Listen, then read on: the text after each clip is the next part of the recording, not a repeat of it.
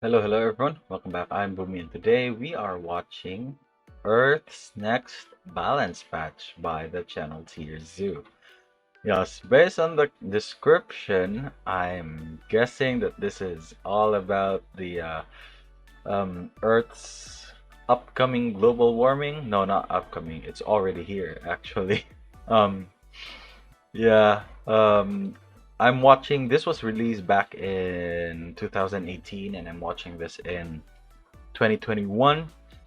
Let me tell you guys, it's already getting worse. So I'm expecting to see a lot of outdated information here because as of right now, everything that he's gonna say is probably way worse than what he originally got when he researched this video. So yeah, I'm excited to see what he presents here.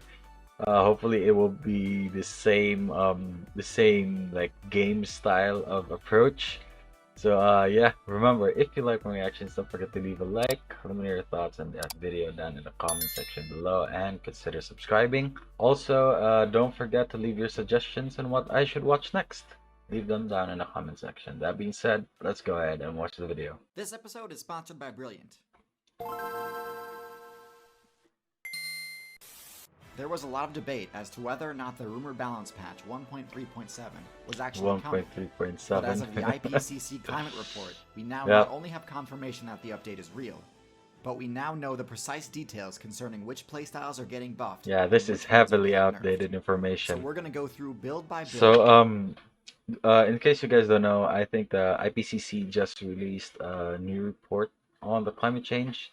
Yeah, everything in this video, just imagine it being like increased a lot when it comes to the effects. And discuss how they've been buffed or nerfed by this update. Buffed. Polar bears can no longer rely on their land-based movement No, I'm sorry, abilities to nerfed. get around. With With ice all the sheets becoming more melting fragmented, ice caps. putting points into swimming and diving will become a necessity in order to survive. Orcas will Ice probably sheets have were a good protective barrier time. that prevented orcas from invading the breeding grounds of seals and narwhals. Because these ice sheets are melting, orcas will be able to wreak havoc on these seals. You Yeet. now have a lot less defensive options. But if you're an orca main, be careful, because the passages into these waters open and close frequently, meaning it's possible to become trapped. Mike, I swear to God. Cephalopods like the Cephalopods. octopus and squid are able to grow and respawn much more effectively in warmer water. The cephalopod player base has seen explosive growth lately. This is gonna as be. their highly adaptive They're playstyle probably has gonna allowed them to explode easily in move into population. territory that they couldn't previously, due to the water being too cold. In the past, I've counted their short lifespans against them, because it limits how much time they have to learn advanced techniques with their high intelligence. But in this case, their short lifespan and quick respawn time is a huge benefit, accelerating how quickly they can adapt to changes in the environment. Sea turtles are affected in two ways. First, because they can only respawn on beaches, the rising water level means their spawn points are becoming smaller and much more crowded. Yeah, that's Second, true. because they're reptiles, their gender is not dictated by RNG, but by temperature. The higher Really temperatures now? have led to a sharp spike in the Wait, number of players wait, spawning. wait. Damn, this is the first time I've learned that a lot of animals have sex dependent on temperature. This is really interesting. But by temperature. The higher temperatures have led to a sharp spike in the number of players spawning in as females. Hmm. While Growler polar bear. bears are being driven south, Ah, bears grizzly are and being polar driven bear. north. This has led to the creation of a new build, the Growler bear, Polymerization. which is essentially an intermediate Oh, between I the two. miss Yu-Gi-Oh. It's more powerful than the grizzly bear, but also not limited to the Arctic like polar bears are. That's a buff. House cat. House They're cats are probably mostly be unaffected good. by climate change, although the warmer climate allows cats to respawn at any time, instead of only in the spring. On the other hand, fleas and ticks also multiply faster. So make sure you have at least one human player in your party, so that they can heal you from the diseases that these parasites can cause. Human player in your party. That's good. Jellyfish are perfectly suited to living in a warmer, more acidic ocean. Ah, Like they're cephalopods, probably they've gonna seen explosive boom growth, in but to an even greater population as well. The box jellyfish and irukandji in particular are quickly becoming the most oppressive builds in the meta, Ooh, in some poison cases even damage. damaging battleships. Whoa. What was that? Becoming the most oppressive builds in the meta, In some cases, China's aircraft carriers have a menace, jellyfish swarms. Uh, Chinese scientists and engineers are devising new methods to destroy swarms of jellyfish before they get. Damn, they're fucking shit up. They're getting inside propulsion systems and just jamming everything probably. Yeah. even damaging battleships. It's been over 500 million years since the last time jellyfish were top tier, so I see this as a fair balance change. Yeah. Ticks. Increased overworld temperature has different effects in different places. In some areas it means more water, and in some places, like the African savanna, Drier. it means a lot less. Ticks in Africa thrive in drought conditions, which is terrible news for mammal builds playing on that server. In particular, lions, wildebeest, and antelope can expect to be playing with reduced max HP because they'll constantly be being drained by tick players. In the Midwest, tick populations are surging as well, which has been disastrous for moose and deer populations, as well as a certain YouTuber who got Lyme's disease. Wait, yes, I actually got limes. Oh, alright, I got it earlier. That was Wait, what? Damn. He himself got Lyme's Not a disease? ton to say here, Shit. except that the increased temperature expands their range a bit, since the areas that were previously too cold are now habitable. This applies to sea snakes too. Sea snakes. One of the other new changes in this update is an increase in severe weather. We are gonna suffer for sure. More so than probably most of you watching, because I live in the equator, and shit's getting hot. I can tell you that for sure. Weather event frequency and severity. This to me seems like a change meant to directly nerf humans, because severe weather deals bonus damage to structures. Weather is one of Bonus the few damage to things in the game that structures. humans can't actually fight, and while they can simply flee just like any other build, their structures are helpless. In addition to this, the rising sea level will force many human players to have to find a new home server. Gosh, hop. Permafrost, the Arctic server's signature debuff that prevents trees from spawning there, has been removed in a lot of areas. This means arboreal new builds are gaining a ton trees. of traction much further north than before. The most Yep. important of which is the goshawk, which has phenomenal matchups against the small mammals of the Arctic. Scorpions. Similar to snakes, scorpions have the ability to enter more temperate zones now.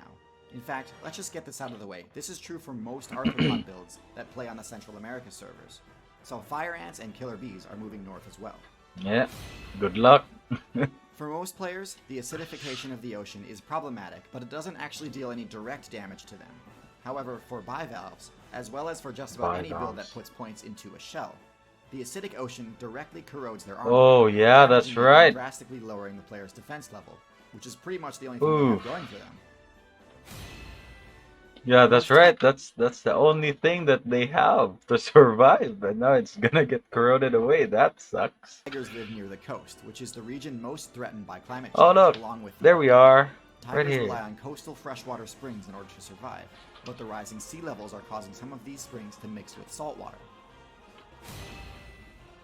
The increased Mosquitoes are rainfall gonna in have a northern field servers has day. vastly increased the spawn rates for mosquitoes, which require standing water to respawn.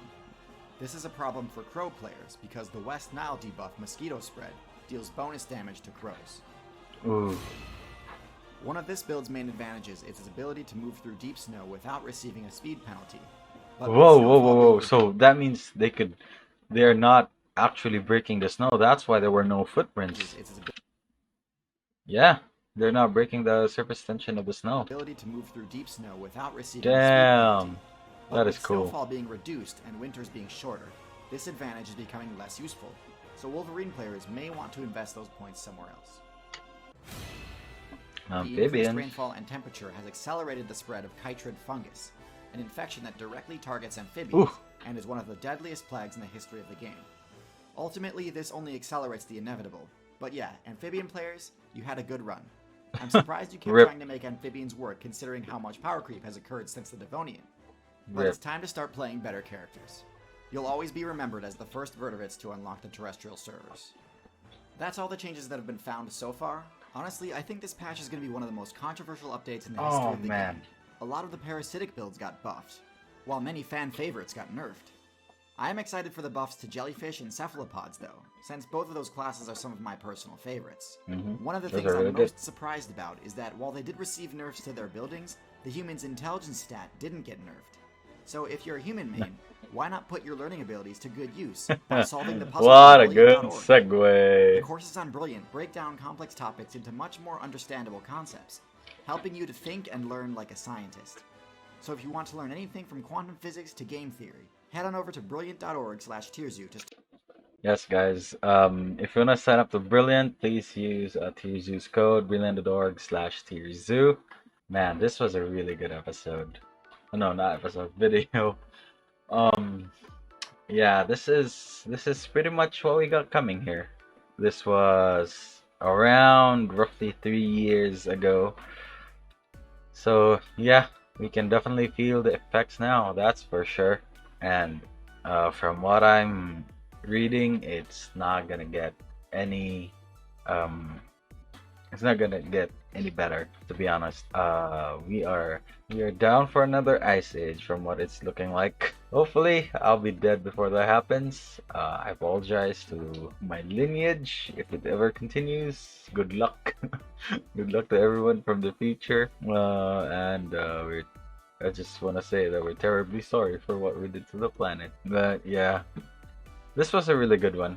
But yeah, everything presented here is already a lot worse because like I said in the beginning of the video, we just received a new IPCC report which states that we're most likely already too late, to be honest.